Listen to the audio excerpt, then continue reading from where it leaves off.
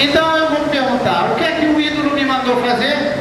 Nada. Ele não me mandou um livro, não mandou um mensageiro, não deu obrigação. Então essa religião, tem alguém que diz que adora o sol, a lua, ou isso, ou aquilo, antes de mais nada, é mentirosa, é sem nenhuma obrigação.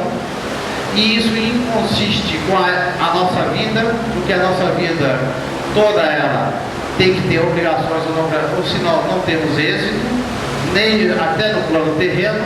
Então é muito folgado alguém dizer que o sol mandou, a árvore mandou, o ídolo mandou, e qualquer coisa, que na verdade não mandaram, e quem adora essas coisas, na verdade, ele não tem religião nenhuma.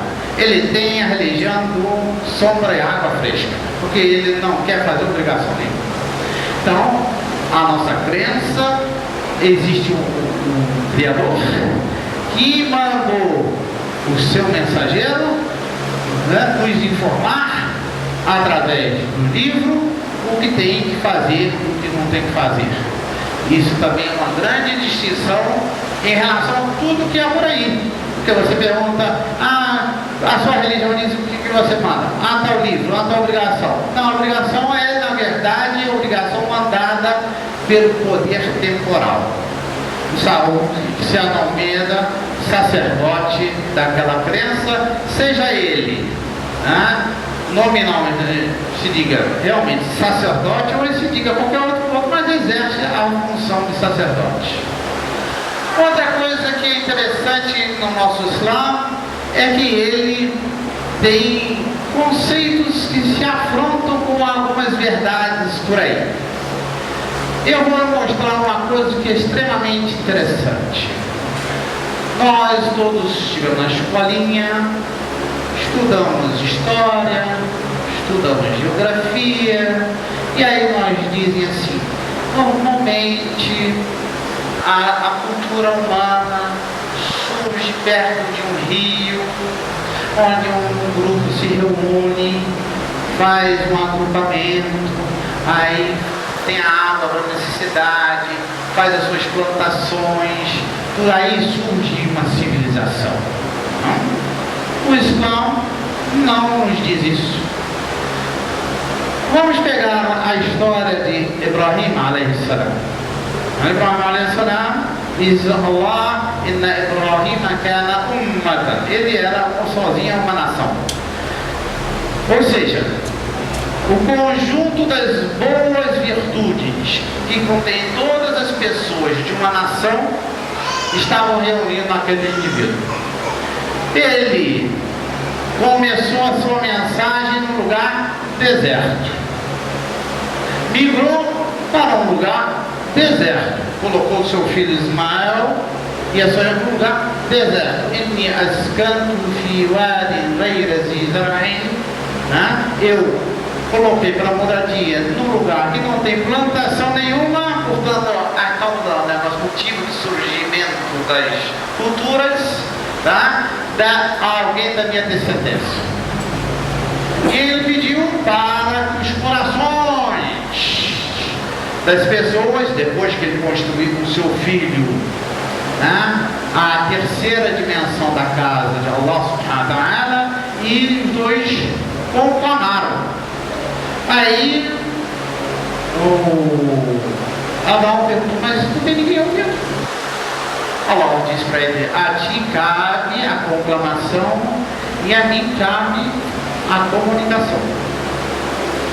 Então, e hoje, séculos depois, milhões pertencem a essa nação, que foi construída sem água, sem rio, sem plantação, sem comunidade, sem nada, em contrariedade a toda e qualquer alegada teoria científica de surgimento das comunidades. É talvez por sermos exceção que todo mundo nos olhos meio investigados. Na verdade, exceção a encarar os conceitos. Outro conceito que nós encaramos é que o ser humano, cada recém-nascido, nasce no seu estado natural. E aí, pela educação, pelo convívio, ele é modificado. sindicato. Os antropólogos foram nas tribos primitivas da África, da Oceania, e viram que tinha isso. Nessas tribos, eles chamaram de primitivas.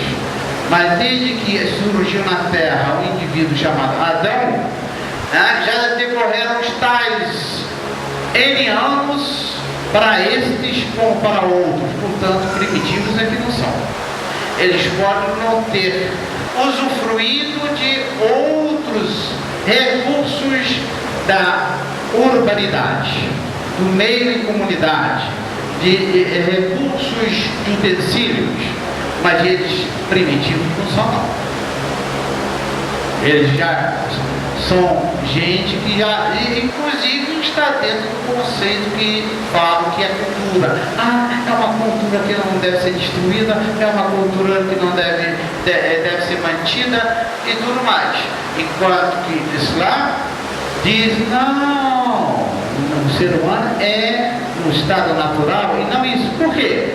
Porque esses pesquisadores encontraram as pessoas adorando ídolo, adorando a figura de, eles chamam de totem, e não sei o que, para corroborar a ideia de que o ser humano é politeísta e que depois veio a ser monoteísta.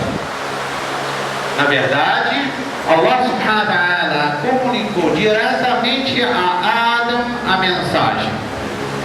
Portanto, Adam recebeu a mensagem correta. E quem modificou foi vários elementos, um deles chamado Al-Ghafla. Então o indivíduo está desatento, não deu importância ao ensinamento, deixa para lá, não sei o que. Isso foi fazendo que houvesse modificação. E isso justifica quando não é possível mais a comunidade fazer a modificação, o envio dos mensageiros. O mensageiro é mandado quando numa comunidade, essa comunidade não tem mais capacidade dos seus indivíduos reunidos individualmente de poder modificá-lo.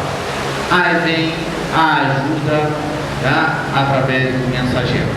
E o mensageiro apenas veio reforçar o monoteísmo. Não é acabar com o politeísmo, ele veio reforçar o monoteísmo que, lamentavelmente, pela desatenção, pelo sussurro de Satanás, por vários elementos, foi aos poucos suplantado pela adoração de ídolos. E aí, para finalizar a primeira parte, vem o pensamento. Já que Muhammad sallallahu alaihi wasallam, ele é o último dos mensageiros e não vai haver mais reforço do céu, isso implica em quê? Implica que nós, muçulmanos, vamos ter até o dia de juízo final de consertar todos os ajustes da comunidade humana, seja nossa ou alhures, até o dia de juízo final. Cada um pensa na dimensão da obrigação que ele tem. Astagfirullah.